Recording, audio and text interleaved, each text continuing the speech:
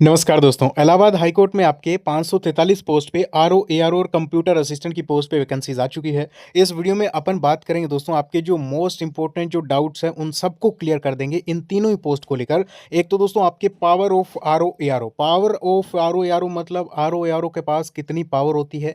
इसी के साथ में अपन सैलरी को लेकर बात कर लेंगे कि आरओ एआरओ कंप्यूटर असिस्टेंट की सैलरी कितनी होती है, 8वें वेतन आयोग के बाद में कितनी हो जाएगी, फैसिलिटीज और बेनिफिट्स आपको क्या मिलेंगे, प्रमोशन आपके कहां तक हो सकते हैं। बहुत ही जबरदस्त प्रमोशन आपको इसमें देखने को मिलते हैं, बहुत जबरदस्त और बहुत जल्दी। इसी के साथ में ड्रेस कोड को लेकर बात करेंगे, इन सब चीजों को लेकर डिस्कस कर लेंगे। तो अंत तक देखना, चैनल को सब्सक्राइब कर देना, वीडियो को लाइक और कमेंट कर देना। सबसे पहले मैं आपको बता देना चाहता हूं, देखिए दोस्तों, आपका इसमें जो जॉब लोकेशन रहने वाली है वो इलाहाबाद हाई कोर्ट या फिर आपके लखनऊ बेंच में भी आपका जो है वो जॉब रह सकता है। यानी इलाहाबाद या फिर लखनऊ, इन दोनों में से किसी एक जगह पे आपके जो पोस्टिंग होगी, यानी इधर उधर आपके ट्रांसफर का लफड़ा नहीं होगा। इसी के साथ में आपके यानी कि आपके आरओ जो होता है वो सेक्शन ऑफिसर के नीचे काम करता है, ठीक है ना। और एआरओ जो होता है वो आरओ के नीचे काम करता है। और कंप्यूटर असिस्टेंट दोस्तों आपके आरओ एआरओ इन दोनों के नीचे काम करता है, ठीक है ना। और मेनली अगर हम यहाँ पे बात करें आरओ और एआरओ और कंप्यूटर असिस्टेंट की पावर के बारे में, वर्क कल्चर के बारे में, उससे पहले आपको सबसे इंपॉर्टेंट चीज बताना चाहता हूं। अगर आप सिलेक्शन लेना चाहते हो, इस बार इतनी बढ़िया टोटल नंबर ऑफ पोस्ट है और इसमें आप एक सीट सुनिश्चित करना चाहते हो, इतनी बड़ी पोस्ट पे अगर आप पहुंचना चाहते हो, तो आपको रैंक अप की ऑनलाइन टेस्ट सीरीज, यानी rank up online test series नाम से एप्लीकेशन है स्पेशली फॉर आपके आरओ एआरओ कंप्यूटर असिस्टेंट के लिए। इसमें आपको देखने को मिलेगी complete previous year based most expected questions, subject wise test और फुल टेस्ट, ठीक है ना। और कंप्लीट एग्जाम पेपर आपको देखने को मिलेंगे। कूपन कोड केआरपीएल लगा लेना, नाम मात्र प्राइस में आपको ये टेस्ट सीरीज देखने को मिल जाएगी। और 7,000 प्लस क्वेश्चंस की टेस्ट सीरीज आपको देखने को मिलेगी। कंप्लीटली हूबहू जैसे पेपर्स आपको एग्जामिनेशन में देखने को मिले हैं, उसी टाइप के आपको क्वेश्चंस दिए गए हैं। तो एक बार आप ये टेस्ट सीरीज जरूर ज्वाइन करें। और यहाँ पे अगर हम बात करें दोस्तों, तो देखिए, आपको rank up online test series application है, उसके ऊपर जाना है। लिंक डिस्क्रिप्शन और कमेंट बॉक्स में मैंने आपको दिया है। अब देखिए, अगर हम बात करें आरओ की, तो देखिए आरओ रिव्यू ऑफिसर लेवल 8 की ग्रुप बी की पोस्ट है। और यहाँ पे आपको बताना चाहूंगा इसकी सैलरी आपके चली जाएगी दोस्तों कितनी, देखिए 47,600 तो इसका बेसिक पे है। आप यहाँ पे देखो सैलरी कितनी बढ़िया मिल रही है आपको, ठीक है ना। आप देखो यहाँ पे फुल सैलरी आपके आरओ आरओ के बनेगी, वो बनेगी दोस्तों इसमें आपके 4800 ग्रेड पे है, बेसिक पे 47,600 और 1,51,100 रुपए तक जाएगा। इसमें आपके डीए 58%, उसके बाद में आपके इसमें दोस्तों एचआरए और कुछ स्पेशल अलाउंसेस मिला के अगर हम बात करें तो 83,000 सैलरी आपकी बनती है। और इन हैंड की बात करें कटौतियों के बाद तो आपके 75,000 स्टार्टिंग खाते में आ जाएंगे। और यहीं पे 8वें वेतन आयोग की बात कर लें तो आरओ की सैलरी तो छप्पर फाड़ने वाली है। यानी आपको इधर उधर कुछ करने की जरूरत नहीं है, आपके लिए सैलरी काफी है। आप देखो यहाँ पे आपके 8वां वेतन आयोग लग जाता है तो 1 लाख आपकी जो है वो इसमें सैलरी दोस्तों स्टार्टिंग बनने वाली है। और 8वां वेतन आयोग तो लगेगा। अब यहाँ पे देखिए आरओ का जो काम होता है ना दोस्तों, वो आपके जुडिशली वर्क और जुडिशियल वर्क और इसी के साथ में आपके एडमिनिस्ट्रेटिव वर्क, आपको दो टाइप के वर्क करने पड़ सकते हैं।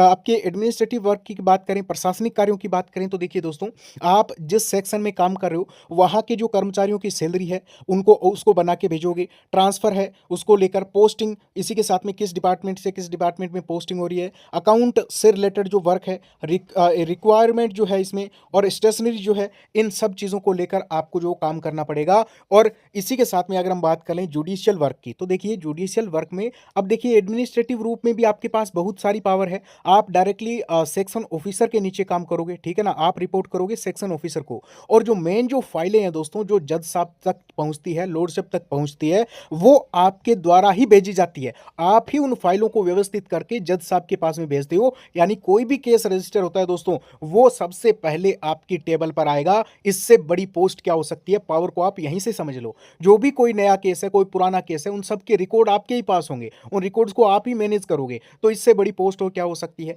यहाँ पे अगर हम बात करें सीधे कोर्ट केसेस और जो जुडिशियली रिकॉर्ड्स है, इससे जुड़ा आपका जो काम होगा, जैसे दोस्तों केस की जो फाइल है उसकी स्क्रूटनी, यानी कि आपको कंप्लीट जांच करोगे। जो आपके पास में नया केस आया है, पिटीशन आई है, तो उसमें कोई कमी है, कोई सुधार है, आपको वापस भेजना है, वो सारी चीज़ें आप करोगे। इसी के साथ में दोस्तों कोई अपील, आपके रिट है, प्रोसेसिंग उसकी आप ही करोगे।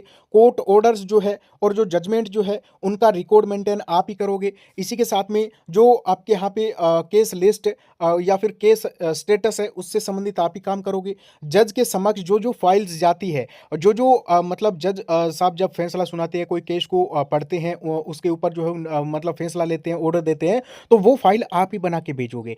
आप जज साहब को समरी भी आप ही बना के भेजोगे, क्योंकि केस की फाइल्स बहुत बड़ी होती है, तो वो सारा काम आप करोगे कुल मिला के। जुडिशरी सेक्शन में जो पेंडिंग केसेस है, उनकी मॉनिटरिंग वगैरह, आपके नीचे जो कर्मचारी है, उन सब का मतलब सुपरविजन करना, ये सब आपका काम होगा। और आपको यहाँ पे देखा जाए तो काफ़ी बढ़िया टॉप लेवल की पोस्ट है। अभी अगर हम बात करें एआरओ की, तो एआरओ यानी आरओ जो काम करता है ना, एआरओ जो काम करता है ना, उसका रिव्यू करता है कौन? आरओ करता है, ठीक है ना? तो एआरओ जो है वो आरओ के नीचे काम करता है। इसकी सैलरी भी ज़बरदस्त देखने को मिलती है, 44,900 बेसिक पे है, यानी लेवल 7 लगता है दोस्तों। और 80,000 के आसपास आपकी वैसे सैलरी बनेगी। और इन हैंड की बात करें तो आपके पास में 67-68 हज़ार रुपए खाते में डायरेक्ट आ जाएंगे। और 8वां वेतन आयोग लगेगा, तो एआरओ की सैलरी भी छप्पर फाड़ेगी। मान के चलिए आपके यहाँ पे सैलरी बनने वाली है दोस्तों, कुल मिला के 95,000 के आसपास आपकी, यानी 95,000 के आसपास, 1 लाख के आसपास सैलरी चली जाएगी। तो इससे बड़ी पोस्ट क्या हो सकती है? कंप्यूटर असिस्टेंट हालांकि एक लेवल 4 की पोस्ट है।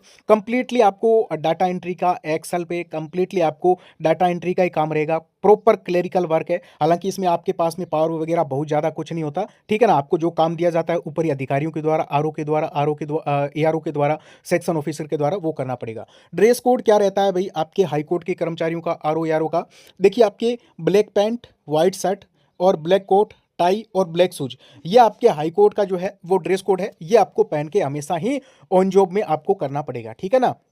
अब हम बात कर लें आपको यहाँ पे क्या क्या बेनिफिट्स, सुविधाएं और आपके यहाँ पे क्या क्या आपको यहाँ पे मिलने वाला है। तो देखिए, सबसे पहली बात तो ये है कि आप हाई कोर्ट की जॉब में हो। हाई कोर्ट में चपरास भी ये मान के चलिए कि उसके पास भी ये होता है कि काफ़ी प्रतिष्ठित पद माना जाता है। हाई कोर्ट में अगर कोई काम कर रहा है, चाहे एलडीसी भी है, ठीक है ना? क्योंकि हाई कोर्ट में जो काम कर रहा है, उनके आगे कोई बोलने वाले नहीं होता है, ठीक है ना? क्योंकि कंप्लीट आप हाई कोर्ट के कर्मचारी हैं। एससी ऑफिस में आपको काम करना है कंप्लीटली।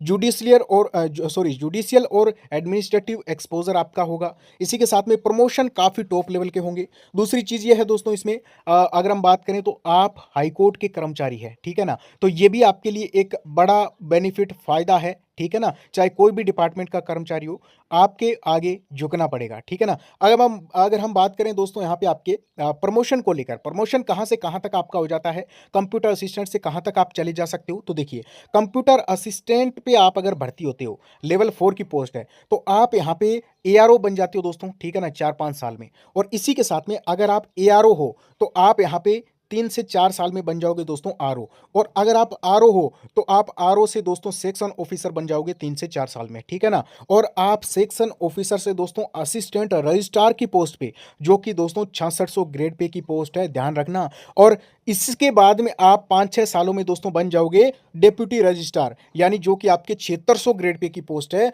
और इसके बाद में जो नेक्स्ट प्रोसेस प्रमोशन होता है, वो होता है दोस्तों आपके जॉइंट रजिस्ट्रार। ये इससे भी बड़ी पोस्ट होती है। रजिस्ट्रार अगर आपकी पोस्ट में लग जाता है, तो आप मान के चलिए हाई कोर्ट के सबसे ऊपरी लेवल के प्रशासनिक जुडिशियल वर्क कंप्लीटली आप उनके हेड टाइप की पोस्ट है, ठीक है ना? तो ये बहुत बड़ी पोस्ट होती है रजिस्ट्रार की, और इसमें आप पहुंच जाओगे, ठीक है ना? और इसमें थोड़ा सा टाइम लगेगा, हालांकि 7-8 साल लग सकता है। उसके बाद में अगर हम बात करें, नेक्स्ट 7-8 साल में आप बन जाओगे रजिस्ट्रार, जो कि 89,000 ग्रेड पे की पोस्ट है। और ये सबसे बड़ी पोस्ट है, ठीक है ना? सरकारी कर्मचारी के रूप में देखा जाए तो आप एक बहुत बड़ी पोस्ट पे होंगे, और ये आपके कंप्लीटली गेजेटेड पोस्ट होती है रजिस्ट्रार की। तो यहाँ तक आप पहुँच सकते हो अगर आप टाइमली जॉब लग जाते हो, ठीक है ना दोस्तों? तो आपके पास में बहुत अपॉर्चुनिटी है। छुट्टियां कितनी मिलती है भाई? तो देखिए, इसमें संडे की छुट्टी रहती है, सैटरडे की छुट्टी रहती है। समर वेकेशन आपको 15 मिल जाएंगे, विंटर वेकेशन 10 मिल जाएंगे, अदर होली हाईकोर्ट जो लीव्स है वो मिल जाएगी। 31 ईएल ले सकते हो, 14 सीएल ले सकते हो। और पूरी जॉब में जब तक आप जॉब कर रहे हो, यानी 30 ईयर तक आप जो है इसमें 1 साल की पूरी छुट्टी ले सकते हो, मेडिकल लीव जिसको बोलते हैं, ठीक है? मेडिकल लीव के लिए आप पूरे जॉब टाइम में 360 दिन की छुट्टी ले सकते हो। तो छुट्टियों के मामले में भी इसमें आपको बहुत सारा टाइम जो है वो मिल जाएगा, ठीक है ना?